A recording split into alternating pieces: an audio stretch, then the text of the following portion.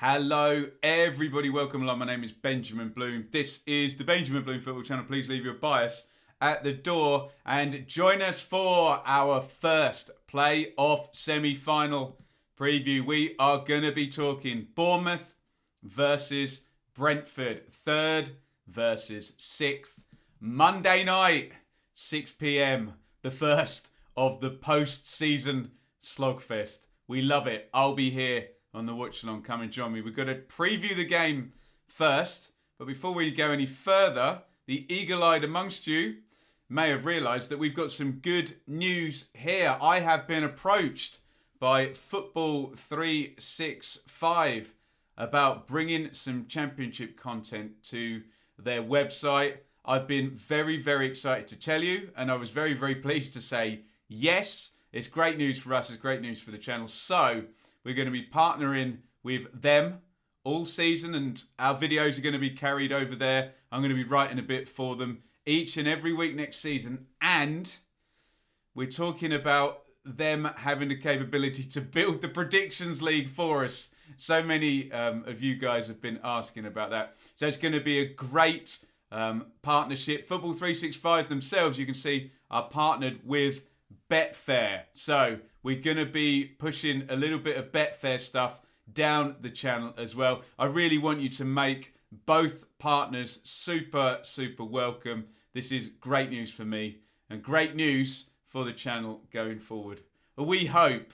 Anyway, welcome those guys, and let's get into the whys, wherefores and what ifs about this one. There is your Bournemouth form. So I've given you the last 8 games, and it's a real tale of, well, 2 periods. You can see the 5 straight wins up there, and then the 3 straight defeats. Remember, it was 7 straight wins. I've only gone the last 8 games in there, and Bournemouth were superb, weren't they? Up until, lo and behold, a defeat at home to Brentford, and then they've lost the last 3 games going into this Bournemouth. So we're all looking at them as real playoff contenders going in, and then a playoff semi-final rehearsal going against Bournemouth, and they've lost the last 3 games on the run-in. Will it have an impact? I'll let you tell me in the comments. There's your Brentford form, which is excellent. There's no 3 defeats in there, just the 5 wins, and flip it, last 4 games all won, not conceding many goals either. Only 2 goals conceded, 13 scored in the last 8. And I think all bar one of those games were with the new system, the back 3, which we'll talk about in a little bit. So the form looks a little bit more in Brentford's favour. But hey, some of you believe the form goes out the window when it comes to the playoffs, don't you? Interesting one you might want to look at over on Betfair. Brentford to come from behind and win at 12-1. Remember the first game between Bournemouth and Brentford earlier in the season? That's exactly what happened. And Brentford have been a slave to their system, haven't they? They have gone behind in games and then come back to win them. So have a little think about that. 12-1, Brentford to win from behind.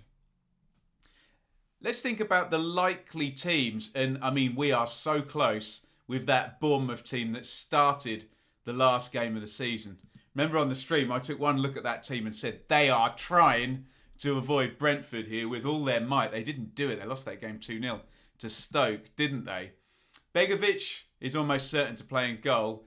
Cook and Carter-Vickers centre-back. It's then the full-backs is between Kelly and Rico, Smith and Stacey. You let me know what you think. I suspect it may well be what we're seeing there.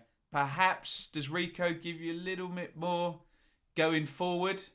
We'll talk about a key battle where Rico might go with Danjuma a little bit better than Kelly as well. We will see. In the centre, Pearson and Lerma. I think that's the one, isn't it? Gives them a bit of solidity. Obviously, there is the elephant in the room that is Jack Wilshere, a player of incredible high quality. Don't know whether you're going to get more than 60, 65 minutes out of him, though. So I suspect that double pivot stays the same. And then, in the absence, we think, of Junior Stanislas, we don't see that changing across the front. Danjuma, brilliant, 15 goals. Billing, been great for the end of the season. Brooks, well, not been at his best this season, but it looks like he's going to get the shirt for this one with Dom Solanke up top. So, not really foreseeing that there's going to be too much difference. I don't see Bournemouth changing their system, and I think that lineup's going to be very, very close.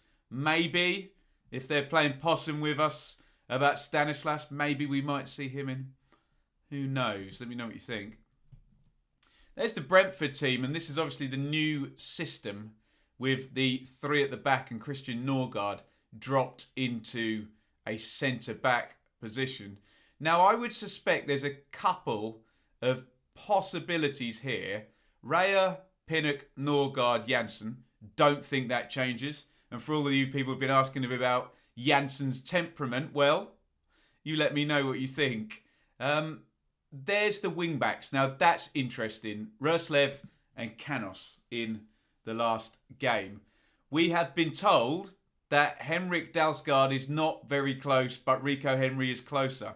So could we see Rico Henry back and starting? Possibly. Will we see Henrik Dalsgaard? I don't think so. So possibility down that left-hand side. Jensen, Janelt, Fosu. We're not expecting to see De Silva. Think Marcondes might come off the bench. Not sure that's going to change. And then Tony and Force up top as a front two. Will he stick with that? Will he contemplate Brian Mbeumo and make it a front three again? I don't know whether he will. I think we're quite close on both starting lineups, just depending on fullback fitness and returns there for Brentford.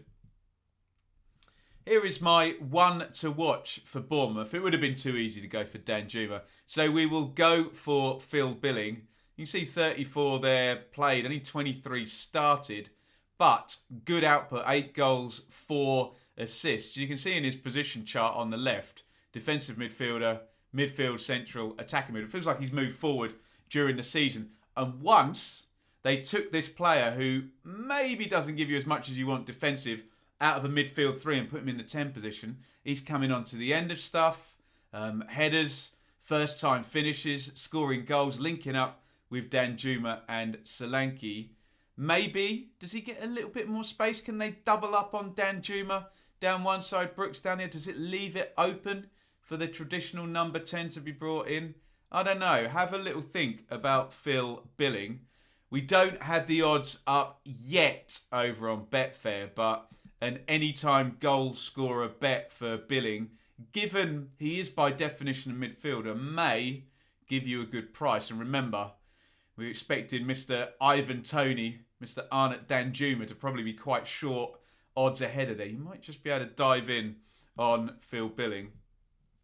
One to watch for Brentford is Christian Norgard. Again, Toney would have been too obvious. Only started 15 games this season. Where would they be if he'd started 35 games this season? And it's a key position. He's been moved out of midfield into the centre-back position. Can he be making the play from further back? Can he get into those positions that we see someone like Calvin Phillips do, even though he's a starting midfielder, get between the two centre-backs? He's been asked to start the pattern of play from there and reverse it. Is he going to be comfortable one-on-one against Dominic Solanke and his ability to hold? And if the inverted wingers do come in, can Janssen and Pinnock protect him and get him the ball? He's going to be key either which way, we suspect. There's a key battle then. So let's assume Henrik Dalsgaard is not going to make it. And we have Mads Roslev at right wing back versus the brilliant Arnaut Danjuma down the left wing. Now, the first thing to say is this is not a back four. So he will get some shade behind him from Pontus Jansson. Can they double up? Can they get a central midfielder across and just close off Arnaut Danjuma? Remember, Brentford are interested in flowing forward. They will leave spaces. I'm sure some of you were with me for the watch-along Brentford-Huddersfield. Didn't go well for Rascal, but he's had to take the shirt and Thomas Franks had to stick with him. He's got a very, very tough opponent in Arnat Danjuma. Who do you see coming out on top of that one? If it is Mads Rascal and they can keep Danjuma quiet and keep that clean sheet, you can get 9-4 on that one over at Betfair. Right, let's make our predictions. First of all, Betfair have asked me to select a Bet Builder treble. Now, I'm new to this, so I've been a little bit conservative on the first one, but basically, you stick 3 bets together. It's fairly easy in the website. Just bring up Bet Builder treble off the menu and add them all up. We know Bits used to do them in a lot of the streams, didn't we? I have gone for first half under 2.5 goals. So I'm hoping for a slow start. Both teams to score and the match to end in a scoring draw. And that's given me just shy of 4.5 to 1. So I'm starting a little bit conservative, but I'm fairly happy with all of those selections. And I've kind of given away my prediction there with the scoring draw. So that's my Bet Builder treble. First half under 2.5 goals. Both teams to score. Scoring draw gives me 4.5 to 1. Now, I think I've given away my prediction. I'm going to go for a scoring draw. I think there's a lot of attacking talent on the pitch. I do not see Brentford losing though. So maybe we might get Bournemouth take the lead and then Brentford work their way back for an equaliser. That could be the pattern. Remember that first game though between the two? It was excellent, wasn't it? The game over at Brentford. I think at the back end of the year, maybe late December. That's certainly how Brentford fans are going to be wanting this one to go. Although they have won both of the games, remember, with the 1-0 win. I want to know what your prediction is. And Betfair are hedging their bets for sure. Look at that. 13-8 Bournemouth. 13-8 Brentford. Nothing in it. Draw 23-10 is where I am. Let me know what you think in the comments. It is the playoff final.